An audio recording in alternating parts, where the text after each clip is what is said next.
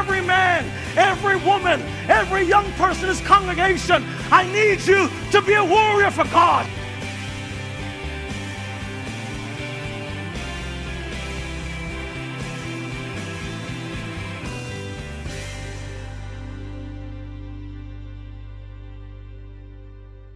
What a powerful, powerful testimony.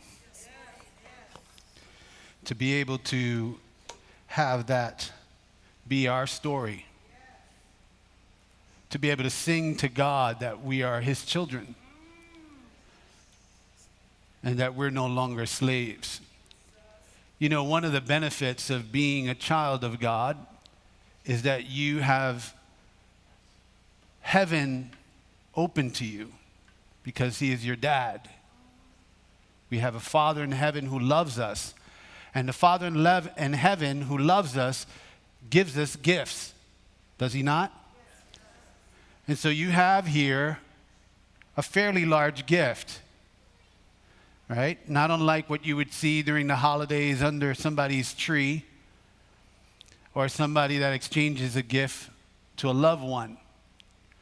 But how many of you have received gifts that had no purpose or had no use to them? I have. You know, during the holidays, you might receive a sweater that you never wear, right? I've gotten clothing that I wouldn't even wear as pajamas. Why? Because my fear is that, my thinking is, if there's ever a fire and I have to leave the house, I don't want to be caught with the last thing that I'm wearing is this sweater that was given to me as the last thing that I'm wearing. So people kind of do desperate things. In fact, speaking about desperate and crazy things that people do, I want to tell you about a man. His name is James Verone, James Richard Verone. He was a North Carolina man who was on hard times. He didn't have a job. He didn't have health care or anything like that. And out of desperation to find a job or to get money and to get health care, he chose to rob a bank. Right? Out of desperation, he chose to rob a bank. And in robbing the bank, he only asked for $1. Now, you might say, why did he ask only for $1? Well, he was asking for $1 because he wanted to get caught purposely. Why did he want to get caught purposely? Because he wanted to get health care and shelter by getting incarcerated. Now, this was his thinking.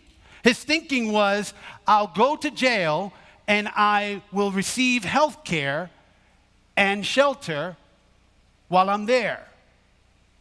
Pretty desperate, isn't it? Now, it speaks not only of our judicial system, but it speaks to his mindset, the level at which he went down to make that decision. Now, I've been in desperate situations before, but I've never gone to that level, right? In fact, I've had 2 bouts of cancer, 2 life-threatening events with cancer. Right? And some things that I learned through that journey, I learned 4 lessons in going through my journey with cancer, especially the first bout. And I want to take you through the life of Jacob and go through the life of Jacob in parallel to my own story, to my own testimony, and pull out some lessons that were not only taking place in my life physically, but also what we see in the life of Jacob. So in the life of Jacob, we see that in chapter 32 of Genesis, which is the root of our story, the backdrop of our story, we see that Jacob was serving his father-in-law, Laban. He had been serving Laban for 20 years. 20 years he was serving Laban. 7 for the hand of one bride, 7 for the hand of another bride, and then 6 more years for some injustices that his father-in-law has committed against him. He was changing the pay structure, and he kept scheming Jacob out of his salary, and so he had to try to work these things out. And he served his father-in-law for 20 years, and after 20 years, he decides, I'm going to go back to the promised land, to the land that was promised to him, which, by the way, Jacob schemed from his brother Esau. He schemed it or deceived his brother Esau from the promise, the birthright. So this is the backdrop. So the things that I learned, the 4 lessons that I learned, are going to work in tandem to the life of Jacob. But before I go there, I want to talk about what it is that we established, that we were talking about the promises of God last week. And the promises of God are things that are committed to us. A promise is a commitment, is a contract between 2 individuals. In this case, the promises of God are a commitment that God gives his people. A commitment that that's best represented in Psalm 145, verse 13. And it says this: the Lord is trustworthy in all he promises and faithful in all he does. So God is making a promise to us about his promises. I'm faithful and true, and I will do what I say. Now, I've made promises that I've broken before. Have you? We all have. But God is not a man that he should lie. And so what he promises are true. So what's a promise? A promise is, they represent God's will. A promise represents the ground that we stand on, the ground that we can stand on with expectation. The promise invokes hope for the future. The promise represents God's compassion to his people. So his compassion to his people are represented in the promise. So I gave you the backdrop of Jacob and where he was and what was going on. So in preparation for Jacob to go back into the promised land that was promised to him, that he schemed out of his brother Esau, he's preparing to go back, and he sends a servant to kind of prepare the ground, to meet with Esau and to let Esau know that he was on his way back. And say, tell Esau that I'm coming back, and that I'm coming with my family and with all these herds of animals back to the promised land. And I hope that you would receive me. Well, he didn't get the response that he was hoping for. Because what Esau told his servant was, yeah, I'm going to meet you, but I'm going to meet you with 400 of my fighting men. I'm going to meet you with an army. Now Jacob, out of fear, responded. He said, what am I going to do? You know, he's going to kill me. He's going to destroy all my property. He's going to take away everything that I've gained. And in response to that, out of fear, he decides, I'm going to separate my family and my property into 2 groups. Now, we do desperate things at desperate times.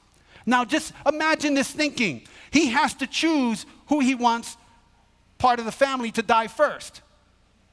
So he's choosing, yeah, I like this son better than this son. I like this wife better than this wife. Yeah, I don't like that goat. I like this goat. So he's separating them because his thinking was, if he attacks one group, then the other group could escape. Kind of morbid, isn't it? Right? But he caught himself and he decides, you know what? My fear is driving my decision. And I'm not going to let fear drive my decision. So his next step is to do something that we should all do in times of desperation. And what is that? Go into prayer.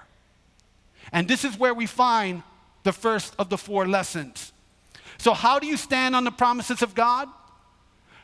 1, you identify the promise. You identify the promise.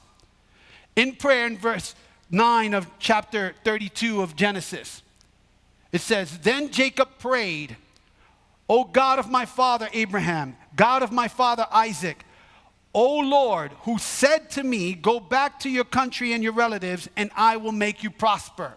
So he's identifying the promise. He said, God, I listened to you. You told me to go back to the promised land. I didn't make this decision all on my own. I listened to you. You told me to go back, that you were going to make me prosper. And I'm finding myself here challenged by my brother who's going to kill me. But you told me to go. So there is a paradox here. There's something that doesn't make sense. Do you see that? How many times have you found yourself in a place that doesn't make sense, even though you followed God's will? I found myself many times where I follow God's will and something happens that seems contrary to God's will. I told you I was going to run my story in tandem or in parallel to Jacob's. My story is this. When I first got involved in full-time ministry, I was working in the exhibits field. I was designing and building exhibits for museums. I was an artist by trade and by schooling and by training. And I decided to leave that to join ministry full-time. 7 weeks after I made the decision to come into full-time ministry, I was diagnosed with cancer. 7 weeks. So here I was, stepping into God's will, and what happens? The biggest health crisis in my life takes place. Now, some people might say, well, I guess God might have not wanted you there. No, I didn't see it that way. What I saw was, you know what? When I'm stepping into the enemy's territory, the enemy doesn't like it. And so what God was saying is, look, you know you're over your enemy's camp when you start getting shot at. And I was getting shot at. And so you know you're stepping into God's promises when you face opposition. When you don't face opposition, when you're walking in faith, then there's a problem. There's a problem if you believe that you're walking with God and there's no opposition, because you're not a threat to the enemy. Do you understand what I'm saying? It's only when you're walking with God in the purposes of God that the enemy sees you as a threat, and he's going to throw everything your way to try to stop you. And that is what was happening for Jacob. Jacob saw the enemy. His enemy was his own brother.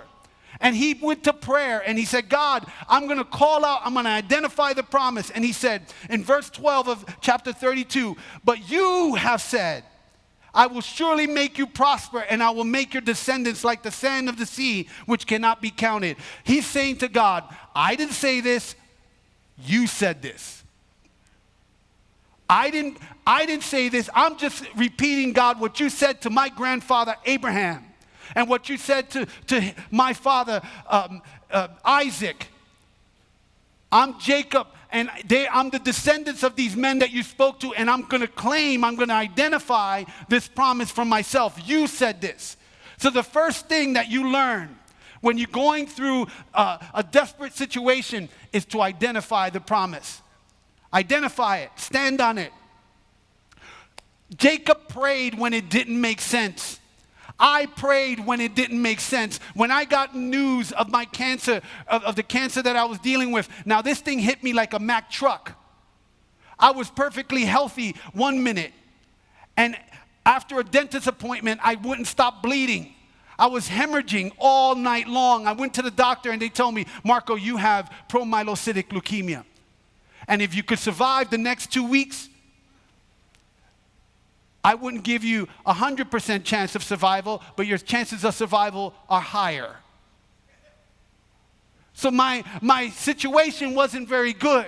But rather than going into desperation mode, I went into prayer, just like Jacob went into prayer. And I said, God, give me the strategy. Give me the thing that needs to happen in this situation. Give me wisdom of what needs to happen for me, for my family, for my loved ones. And Jacob did the same. So he prayed when it didn't make sense. He trusted in God's will.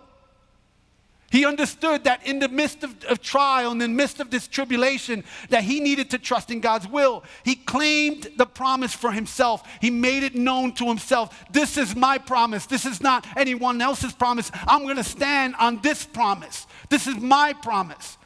And I did the same. I stood on the promises of God. I've heard what God said about me. I trusted in what God said about me. I stepped into God's will. And in stepping in God's will, it didn't matter what was going to happen around me. It didn't matter what was going to go on around me. I was going to continue standing in God's will. So I trusted in God's will, and I identified the promise. The Lord gives strength. Psalm 29, verse 11 says, the Lord gives strength to his people. The Lord blesses his people with peace. When I was in the hospital being treated, one of the worst nights that I experienced was in the hospital when already I was receiving chemotherapy. My cocktail was hanging and I was receiving blood transfusions at this point. But during this event, my immune system had become so compromised that a sinus infection had taken hold. And it was so bad that I had to go into surgery. Now, surgery normally is a precarious situation, but in my situation, it was even more so. Why? Because I was hemorrhaging. I was bleeding. I wasn't clotting. So while the surgery is going on, they're giving me as much blood as possible so that I don't lose blood and die on the operating table. When I came out of surgery, I was intubated, so I could hardly breathe because my throat was sore. My nose was packed with gauze because of the surgical process was going up through my nose, and I'm being pumped with chemotherapy, so my immune system is compromised. So that night, I'm in bed in the recovery room, and I just feel like dying. I was ready to give up. Even though my youngest son was 1.5 years old, I said, God, I can't take this. I can't deal with this no more. I'm ready to come home. I can't carry this burden no more. And so that was me out of desperation, similar to Jacob, making a decision quick to decide what to do and how to preserve his family. But then something inside of me, the Spirit of God stirred up inside of me, just like it did in Jacob. And he said, Marco, start to pray. Start to pray, Marco. And I'm in bed and I couldn't get up, but I lifted my hands in prayer and I said, God, I need you.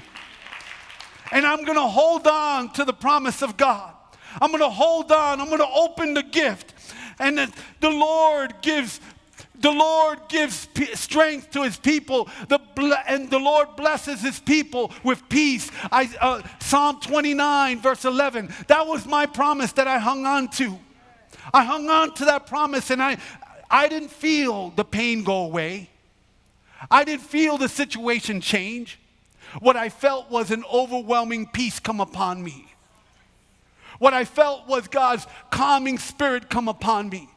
It didn't take away the pain. It didn't take away the struggle. I was still coughing up blood. I was still sore in my throat. I could not breathe, and I was still feeling weak, but God's strength lifted me up. God's strength lifted me up. And it provided a way. It provided a way for me to deal with my situation. Jacob experienced the same. When he came to a place of identifying the promise, he came to the second lesson I want to take you to. You have to clear your mind. Clear your mind of the situation that you're in. Clear your mind of the problems that you're facing, and allow God to help you clear your mind so that you can gain what? Strategy. Strategy for the things that you're facing. Strategy to achieve the promise of God. This is what happens. When you clear your mind, God gives you strategy for your situation.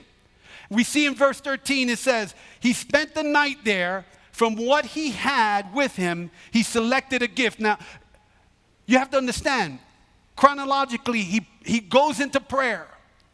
He prays to God. He identifies the promise of God. And then he spends the night in prayer, seeking God. And in this time of seeking God, God gives him a strategy. And this is the strategy that he gives. He spent the night there. From what he had with him, he selected a gift for his brother Esau.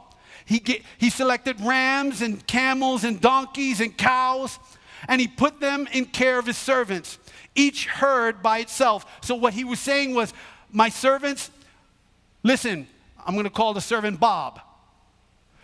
Bob, I want you to do this. I want you to separate the camels from the sheep, from the cows, from the lambs. And I want you to send them in procession. I want you to send like a train and a wave of gifts. But separate, give space in between them so that it could be seen, the wave that's coming. Now you have to understand, we're not talking about 1 or 2 sheep or 1 or 2 cows. You were talking about 200 heads of cow, 20 lambs. And so there was multitudes of animals that were being given as a gift for his brother Esau. And they said, Bob, when my brother asks you where these gifts are coming from, what are these animals for? He said, they're a gift for you. And that I'm on my way. I'm behind the gift. So he's telling his servant to tell Esau this. And he does. So he goes off. He goes off to do the task that was given to him. The servant does. In 1 Peter 4, verse 7, it says, therefore be clear-minded and be sober for the purpose of prayers. Be clear-minded and sober for the purpose of prayers. So here we have that being clear-minded is so that when you pray, it's effective. And you get strategy. When you have your mind cluttered with the affairs of your life and all of that noise is cluttering your mind, you cannot pray effectively. You have to be able to set aside, put aside everything around you so that you can clear your mind to receive the wisdom of God. And that's what happened for Jacob. And that's what happened for me. Jacob's ability to clear his mind gave him a way to undo his own attempts to self-preservation, to undo his own attempts to try to preserve his life. And in doing so, not only did God give him strategy to preserve his life, but also to achieve the promise of God. I love what Charles Spurgeon says. The promise excites prayer. What is prayer but the promise pleaded? A promise is, so to speak, the raw material of prayer. The promise is the power of prayer. This is why we set aside the day Prayer Fest. This is exactly the reason why we set this day aside. Friday, October 21st, we set aside for that purpose so that we could get you excited about the promises of God, so that you could find the power of God in prayer.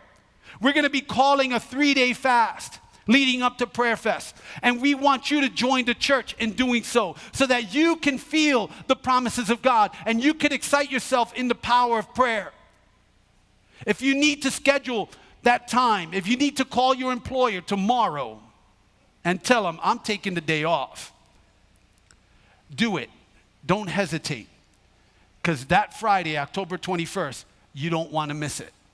You don't want to miss the opportunity for you to formulate a prayer list and be able to take it to God and then believe God that the Holy Spirit is going to move on behalf of your promise, on behalf of the things that you're believing for. This is what you have to do. And this is why we set aside that day.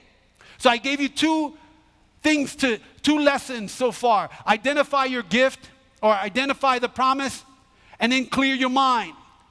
The next lesson is to surrender yourself. So how do you stand on the promise of God? You have to surrender yourself.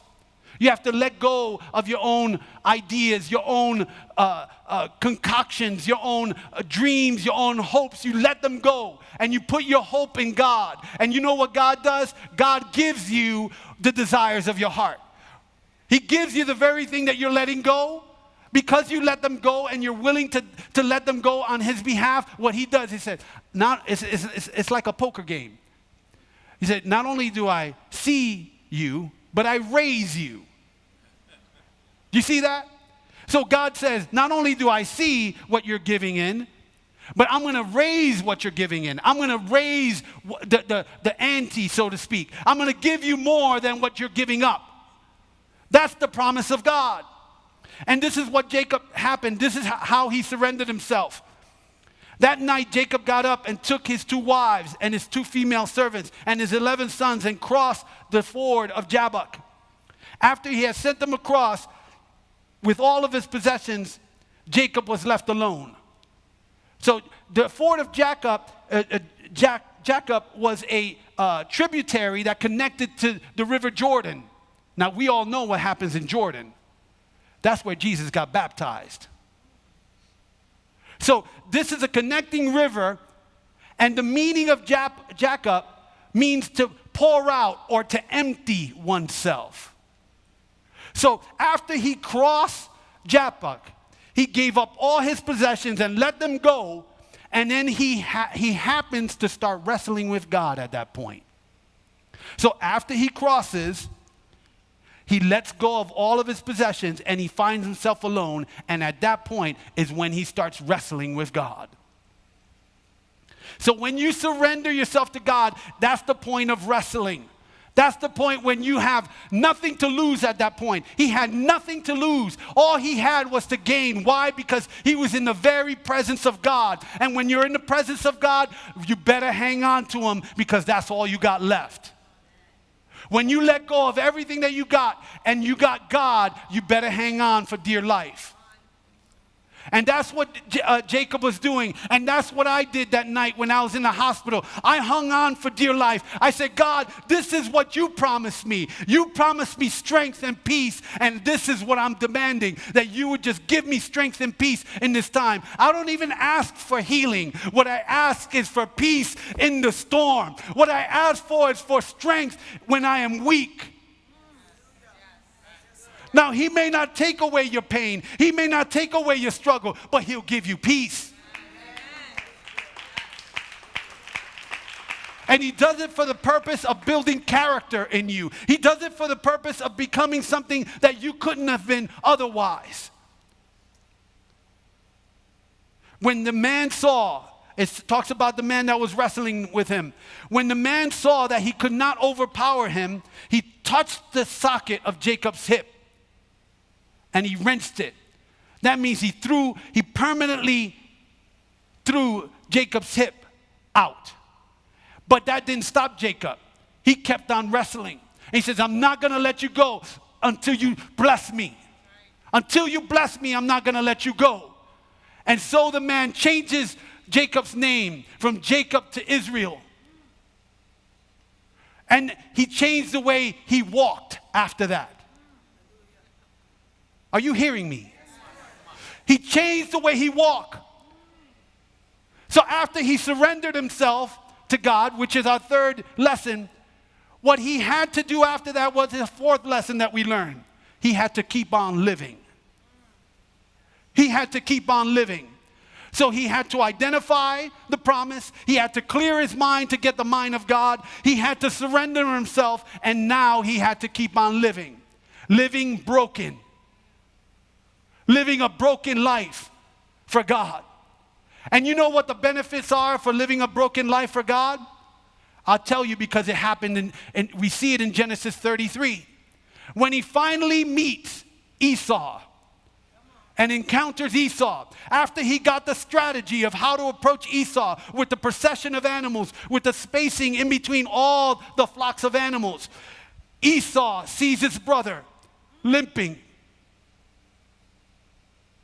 He sees his brother limping, and what Esau saw was a man that was changed by God. Yes. What was once a man who was deceived was a man now full of compassion. Esau was full of compassion because he saw the work of God in his brother's life. He's coming to him broken. And Esau's heart melted, and he wept. He didn't even care about the gifts. What he cared about was the work that happened in Jacob's life. And he embraced them. When God touches your life, and when you stand on the promises of God, there's a change that takes place in your life. There's a change that happens that you have to allow that process to work itself out. And you know what? I walk with a limp today. Not physically, but in my spirit. And it is because of the work of God. I'm a broken man inside, knowing my own frailties, knowing my brokenness, because God is an awesome God. And I'm standing here today because of his promise, because of what he did, not what I did, what he did. And we could all stand on the promises of God because of what he did. I close with this story. In 9/11, which we just paid homage to and memorialized, I was being treated in the hospital during that period. That was my first period of cancer. So during this event, 9/11 takes place. I could actually see the towers right from my hospital window. I saw the tower, the first tower, up in flames, and I actually saw the explosion of the second tower. Well, in the first tower, on the 104th floor, in Cantor Fitzgerald, I believe it was 88 employees of Cantor Fitzgerald perished that day. But on that floor, on the 100th floor, there was a man named Al Bracha. He was an elder at a church down in South Jersey. And this man, Al, was a man of faith, was a man dedicated to sharing the gospel. And he was ridiculed for it on the job. He was a bond broker. And if you know the financial industry, how cutthroat they are, they made fun of him. They ridiculed him. They would nickname him the Rev because of how much he shared his faith. Well, when the planes hit, it cut off access for that floor to be able to escape. So they were trapped. So everyone that was in Cantor Fitzgerald, which there were 50 other employees besides himself, were trapped in that floor. And Al, desperately trying to reach his family, could only get a message out to an MCI operator to tell them to relay the message to his family that he loved them. And then he sprung into action. He stood on the promise of God. And the promise of God that he stood on was this: repent and be baptized, every one of you, in the name of Jesus Christ, for the forgiveness of your sins.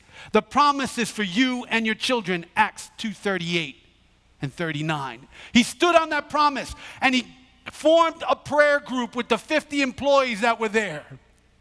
And he held hands with them, and he led them to the Lord. He didn't think about his own family at that point. He already secured that promise for himself. What he was standing on was a promise for the others. He was claiming the promise for the others. So he stood on that promise. He formed that prayer circle, and they perished that day. But you know what? The ironic thing was that that prayer group was all found. When everybody else's bodies could not be found, their bodies were found in the prayer group. And they were able to find closure for this family. So much so that a number of years later, I was at a funeral down in South Jersey for a friend of mine. And I'm standing at the internment, and the plot right next to where the internment was taking place was Al Bracha's plot. And I didn't know the man at the time, and I read the name on the tombstone, and it looked odd because there was such a outpouring of generous flowers and memorializing of this man. And I said, who is this? It must be somebody famous. He said he was a man of God that died in the Twin Towers. And then I learned his story later about what he had done. How desperate are you for the promises of God? How desperate are you for the things of God? How much are you willing to stand and identify the gift, identify the promise, clear your mind, surrendering yourself to the purposes of God, so that you might be able to then keep on living for the purposes of God and the promise of God. Let that be the way you respond in the time of trial, in the time of tribulation. Now, you might be here this morning. You might be here this morning asking yourself, well, I haven't totally surrendered everything to God. I haven't really let go of my own ideas. I keep trying to figure it out on my own. I've been there. I've tried to find solutions on my own. But it's better to allow God to give you his wisdom, even though it doesn't make sense. Let us stand.